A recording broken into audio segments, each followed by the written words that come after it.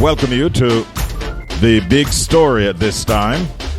And opposition leader Mark Golding is urging PNP supporters to exercise restraint as the political campaign heats up following reports of PNP paraphernalia being removed in eastern St. Thomas.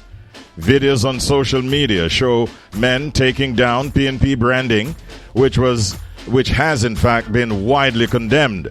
Meanwhile, the JLP's Dr. Michelle Charles has accused the PNP of removing her campaign materials and physically assaulting one of her supporters, and a police report has in fact been filed.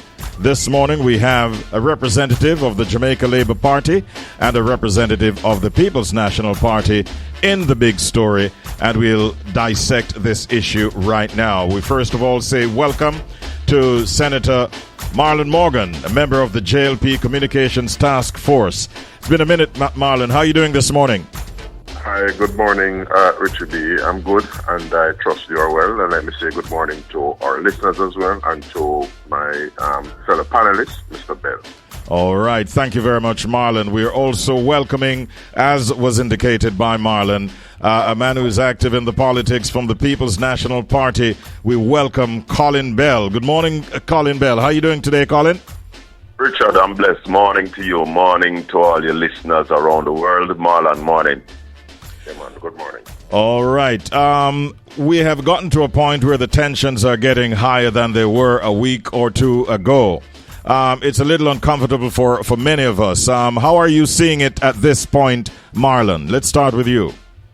Well, there's no denying, having regard to Jamaica's sordid history in terms of elements of our politics of the past and the degree of confrontation, antagonism, and hostility that characterized our politics, particularly throughout the 70s, coming into the early 1980s. And indeed, that watershed that was in terms of the 1980 general elections. Any sign of tension or any hint of hostility and contempt and intolerance for each other is to be frowned upon. We encourage, certainly for us in the Jamaica Labour Party, we encourage our supporters to desist from those practices. And a couple weeks ago, Richard B., you will recall the unfortunate use and the wretched use of profanity from a JLP platform. And some 48 hours after that incident in Central Westmoreland, our party leader, Prime Minister Andrew Holness, reiterated the standards for us as JLP supporters and ambassadors, and he did so in no uncertain terms, in essentially cracking the whip, where anything that would run counter to the political code of conduct and the high standards that we set ourselves are concerned. And so we take note of that, and to the extent that there is any vandalism, tearing down of PNP signage or branding, we direct our supporters, though you do not have ultimate control over everybody, but it's a moral suasion and a political leadership issue. We encourage them to desist from those practices. Mm-hmm. Thank you, Marlon. Colin, would you say that things have sort of spiraled out of control? Are you very concerned about the tensions that currently exist out there? Most definitely, Richie. We are very concerned as a party. I wouldn't want to go to the stage where we say that it has spiraled out of control. I mean, political violence have no place in our Jamaican society at this time. And as Marlon correctly take you back in time when the political violence was really at a stage where we are not going back there. And we have to give credit to former Prime Minister, the Most Honorable P.J. Patterson, who really made an extra effort to ensure that we cut out the whole political violence and tension. In the 90s, we start having some really free and fair and peaceful elections. And the fact that PJ, in his wisdom, ensured that the whole political stretch didn't take a long time, quick and fast election, get it out of there and done with, so that we don't have this kind of tension, because we are the party of peace and our message comes from a place of love, and the word is love and is always love. And we say to our supporters, at no time at no time. Do not remove any paraphernalia from any other political parties because, we have a right to campaign, they have a right to campaign, we put up our paraphernalia, they put up theirs, and they should stay until them either drop down or the election is completed and we'll go back and clean up the place. Paraphernalia cannot vote, and therefore we are saying to our people, we are all family. When you check out the Jamaican landscape and people who are in politics, all of us are connected in some way, shape, or form. And when the elections are over, we must live together. So please, I'm calling on all Jamaicans. Let's have a peaceful election. Let's have a free and fair election, and may the best political party win and lead the country in the right direction. You see, politics, Richie, is about making policies that's supposed to better the people. And we fighting each other in an election campaign cannot benefit any political party.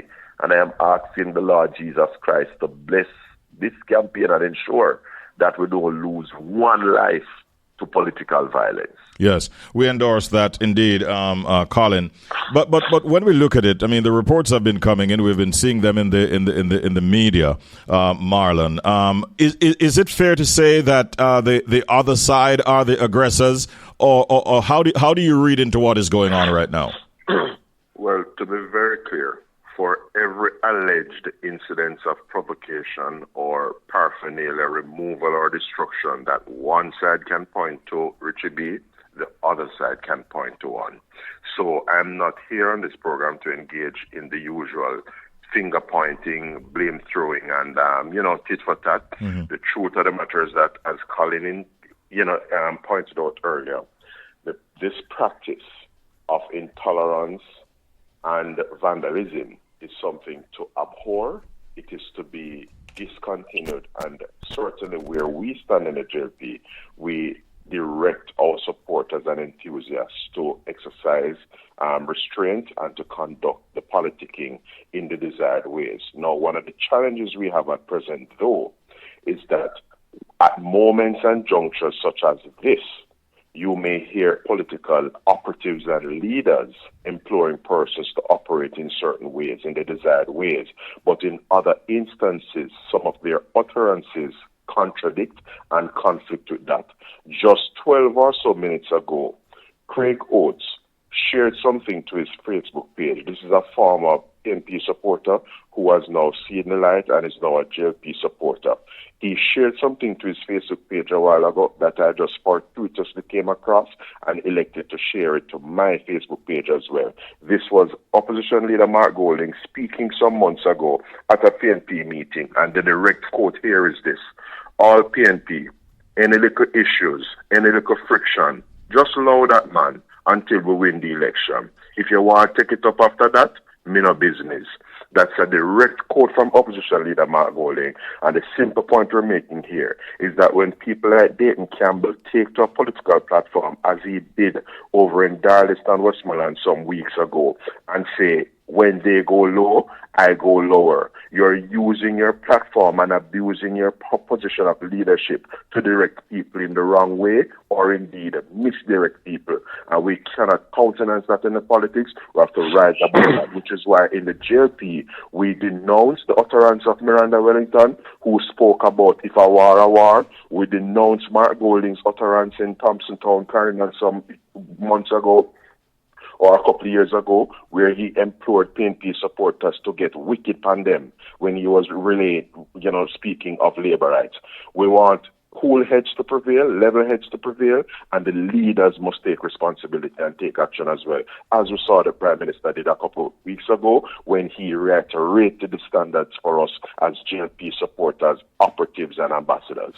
I'm going to allow you, Colin, to respond to that. I really wanted to have asked you also, what feeling did you feel inside when you looked at that video that has gone viral with the PNP paraphernalia being removed from light posts in St. Thomas, and also for you to respond, if you will, to any comment Marlon might have given a while ago? Richie, let me tell you something. I would only respond to one of the comments that Marlon Morgan made when he said that the party leader said any little friction, low that till after the election. The party leader was talking to party supporters that anything between us as comrades, like we left that.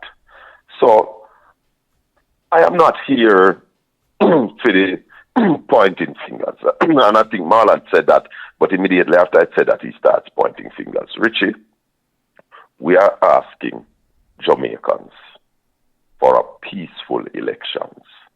And I am taking this opportunity to say to our PNP supporters, if you ever take down any JLP billboard, don't take down no more. If you not take down none yet, don't take down none. Don't mess with their things. The JLP is under pressure. They are losing the election.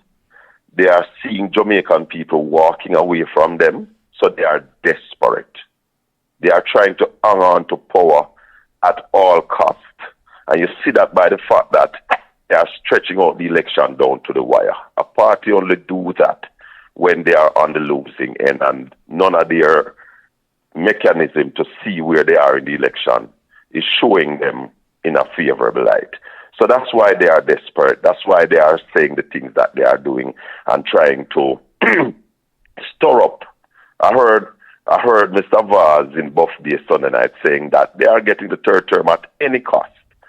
Now, that aside, Richie, we are saying to the people of Jamaica, we don't want to destroy Jamaica to rule it. So therefore, we are calling for peace. We are calling for civility. We are calling for love. As we say, one love. That's what we are talking about. So we don't want no political violence. We don't want no war. We want, after the election, all of us to be alive, to enjoy the growth that the PNP will bring to Jamaica, to enjoy real prosperity, because we were promised prosperity, and they are now promising it again. I heard it on the platform Sunday night. They will bring prosperity. They have had 10 years and have brought no prosperity, pure austerity to the Jamaican people. So we are saying, let us have a peaceful election. Let us have a fair election, calling on the Jamaican people to go out and exercise your franchise.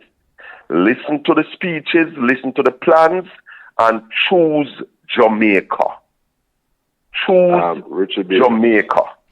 Yes. All right. I know that one Marlon. of the observations I make, Richie, yes, as I did a while ago, whenever I listen to, PNP operatives and the spokespersons, they, in terms of their rhetoric and commentary, say things and utter things that do not accord with what the actual empirical and objective reality is.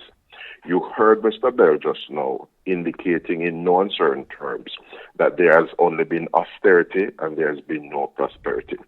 First of all, you cannot have austerity prevailing where civil servants have been granted the greatest wage increases that they've ever gotten in the history of this country. You cannot suggest that there's no prosperity in the country when you have had 8 years of no new taxes and 10 years of no net new taxes, in addition to all of the other things, including the abolition of student loan guarantors, the increase in past payments, the institution of a social pension for persons aged 75 and older. All of the things that the government has done conflict with the observation Mr. Bell would make a while ago, which is why I did what I did earlier in this interview. People will say things, but they do not accord with what the objective reality is, which is why I said, while we heard Mark Golding as a Johnny come late, yes, mentioning that, hey, PNP people should conduct themselves in a certain way, their rhetoric in other instances have been quite inappropriate and quite inflammatory, quite frankly, because even their current branding and jingle referring to themselves as blood and fire comrades, if they want us to suggest that there is no harm or ill intent with the use of the phrase blood and fire, comrades? Why was there hysteria some decades ago when Edward Seaga said blood for blood and fire for fire? If the blood is the blood of Jesus Christ and the fire is the fire of the Holy Ghost, why would the society have taken umbrage some years ago to the remark from Seaga about blood for blood and fire for fire? Marlon, they're saying one thing in terms of their utterances and doing quite the opposite in terms of their actions. We heard you loud and clear. Just to bring it back. Yes, Colin. You hear Marlon explain what the blood and fire means, so I don't need to explain it. So why would blood for blood and fire? Marlon, I don't speak when you're speaking. I don't speak when you're speaking. Have some manners, please. Why would you say blood for blood Marlon, and fire for my fire? time to speak. Have some respect, my brother. But you spoke and I said nothing. You were chuckling when I was speaking a while ago. All right, hold on. Chuckle if you want to chuckle. All right, hold on. Don't speak. Just a quick. You wanted to give a quick comment to that, and then I have a final question for both of you. Go ahead, Colin. Richie. Yes. You hear about public sector worker getting the highest pay increase. That has been taken away by inflation. In 2016, Richie. Rubbish. Inflation is 3.8%. Richie, tell the truth. You have some manners, the man. All right. Have some respect. And some. You see, that's how the GLP behaves. Continue, Colin. You can't pedalize on the program, my brother. You see, you are bullying the man's program. When you spoke, I kept quiet. Now, at least find it in yourself to have some respect and allow one person to peak at a time. We heard you, Marlon. Remind the that inflation is 3%. So, Richie, we heard you. What is happening in Jamaica? In 2016, when our minimum wage was $6,500, that $6,500 could buy way more than what $16,000 can buy now. Last year, 2024, we have had 3 quarters of economic decline, thus taking Jamaica into a recession that they try to tell us that we weren't in a recession. Just look at the people or ask the people who go to the supermarket every day what they are facing.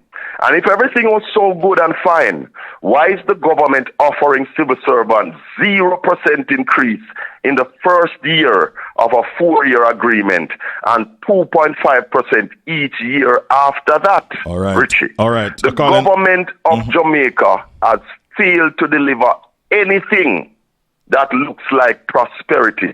And that's why they bought used buses, Richie. All right. So that they can rape the country and off continue to rape the country with Cornwall Regional Hospital. Hold on, Colin. Hold on. Now, this can get, to a point where we don't want it to go right now because the focus of this morning. If I may, you realize what happened. Marlon keep coming in on my time. Just let me just get the final question in because we wanted to zero in for the final time on this whole matter of the political paraphernalia being taken down.